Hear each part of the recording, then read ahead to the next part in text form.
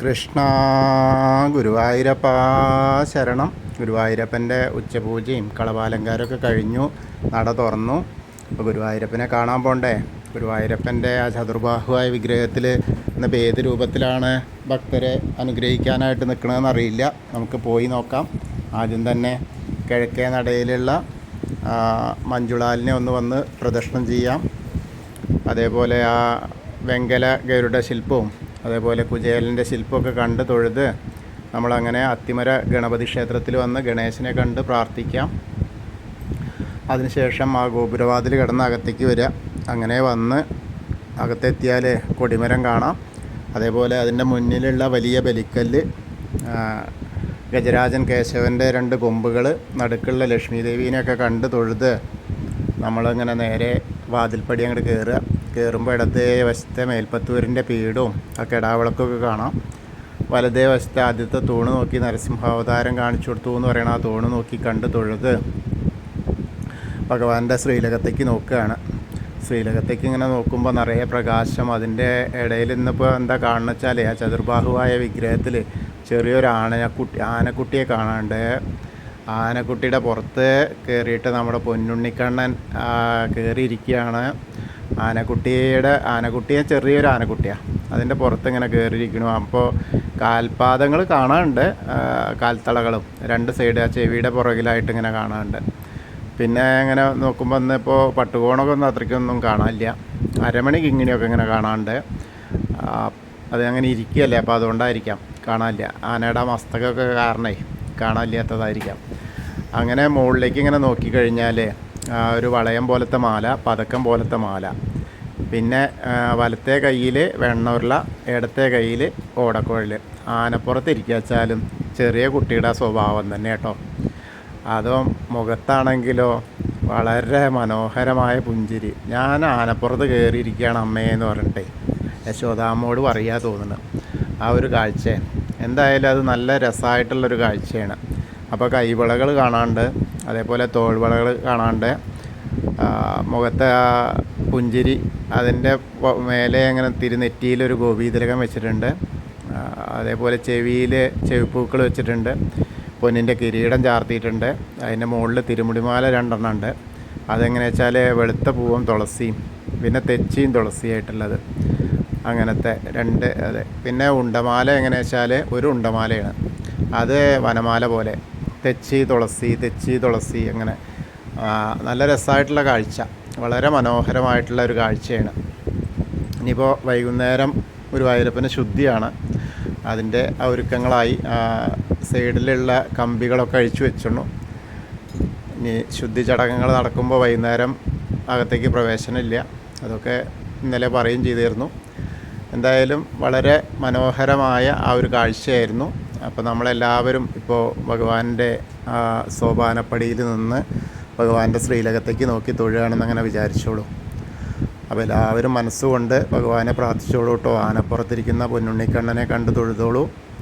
അത് കഴിഞ്ഞ് നമ്മൾ അവിടുന്ന് ഇറങ്ങി നേരെ അഗ്നികോണിലുള്ള ബലിക്കല്ലും തിടപ്പള്ളിയൊക്കെ കണ്ട് തൊഴുത് ആലിലക്കണ്ണനെയും കണ്ട് തൊഴാം. പിന്നീട് ആ സപ്തമാതാക്കളെ കണ്ട് തൊഴുത് ഗണേശൻ്റെ അടുത്ത് വരിക, ഗണേശനെ കണ്ട് പ്രാർത്ഥിക്കാം. ഏകദന്തം മഹാകായം തപ്തകാഞ്ചന സന്നിഭം ലംബോദരം വിശാലാക്ഷം വന്ദേഹം ഗണനായകം. അത് കഴിഞ്ഞ് സരസ്വതി അറയ്ക്ക് നോക്കുക, സരസ്വതി ദേവീനെ പ്രാർത്ഥിക്കാം. സരസ്വതി നമസ്തുഭ്യം വരദേ കാമരൂപിണി വിദ്യാരംഭം കരിഷ്യാമി സിദ്ധിർഭവതു മേ സദാ. അത് കഴിഞ്ഞ് അങ്ങനെ വരുമ്പോൾ ചെറിയ ഗണേശനെ കണ്ട് തൊഴാം. പിന്നെ മത്സ്യം, കൂർമ്മം, വരാഹം, നരസിംഹം വരെയുള്ള രൂപങ്ങളൊക്കെ കണ്ട് തൊഴുത് ആ മേൽശാന്തിന് അവിടുന്ന് അർച്ചന പ്രസാദമൊക്കെ വാങ്ങാം. അത് കഴിഞ്ഞ് വാമന രൂപവും ഗജേന്ദ്രമോക്ഷത്തിൻ്റെ രൂപമൊക്കെ കണ്ട് തൊഴാം. പിന്നീട് അങ്ങനെ വന്ന് അനന്തശായിയായ അനന്തപത്മനാഭനെ കാണാം. അവിടെ നിന്ന് നിറയെ മാലകളുണ്ട് കേട്ടോ. വലിയൊരു തുളസിമാല ചാർത്തിയിട്ടുണ്ട്. അതേപോലെ അനന്തൻ്റെ മുകളിലും ബ്രഹ്മാവിൻ്റെ മുകളിലൊക്കെ മാലകൾ ഇങ്ങനെ ചാർത്തിയിട്ടുണ്ട്, നിറയെ മാലകളുണ്ട്. അപ്പോൾ അവിടെ നിന്ന് പോയി തൊഴുതു. ഇന്നിപ്പോൾ കുറേ കാലത്തിന് ശേഷം എന്താണ് ഇപ്പോൾ ഒന്ന് തൊഴാൻ വരുന്നത്. ഇന്നലെ വൈകുന്നേരം തൊഴുതു, ഇന്നും അങ്ങനെ. അപ്പോൾ ഭഗവാനെ ഒന്ന് കാണാൻ പറ്റി, അത് വലിയ കാര്യം. അങ്ങനെ ഗരുഡാരൂഢനായിരിക്കുന്ന മഹാവിഷ്ണുവിനെയൊക്കെ കണ്ട് തൊഴുത് നമ്മൾ ശ്രീകോവിലിൻ്റെ പുറകുവശത്ത് വന്ന് സാഷ്ടാംഗം നമസ്കരിക്കുക.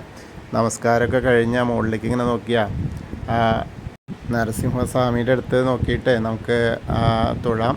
അതിനുശേഷം ബാക്കിയുള്ള ദശാവതാര വിഗ്രഹങ്ങൾ ശ്രീരാമചന്ദ്രനും ഭാർഗവരാമനും ബലരാമനും അങ്ങനെ അവിടെയൊക്കെ കണ്ട് ശ്രീകൃഷ്ണനെയും മുരുകനെയൊക്കെ കണ്ട് തൊഴാം. പിന്നീട് ഹനുമാൻ സ്വാമിയുടെ അടുത്ത് വരിക.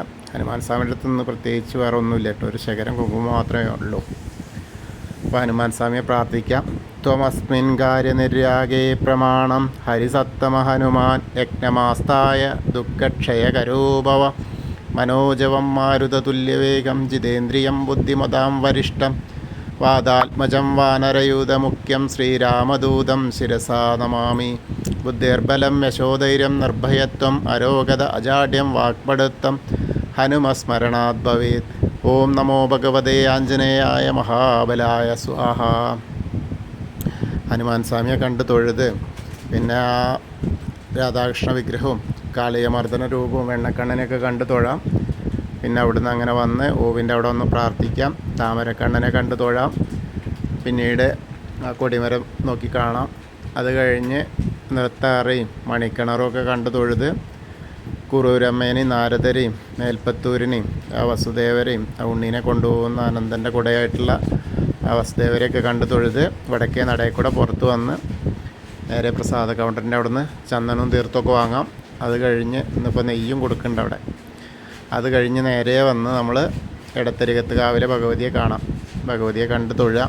അമ്മയെ കണ്ട്, അമ്മയ്ക്ക് ഇപ്പം ഇന്നലെ താലപ്പൊലിയൊക്കെ ആയിരുന്നു. അപ്പോൾ അതിൻ്റെയൊക്കെ സന്തോഷത്തിലാണ്, ഗോളകയാണ്. അമ്മയെ കണ്ട് തൊഴുക, പ്രാർത്ഥിക്കാം.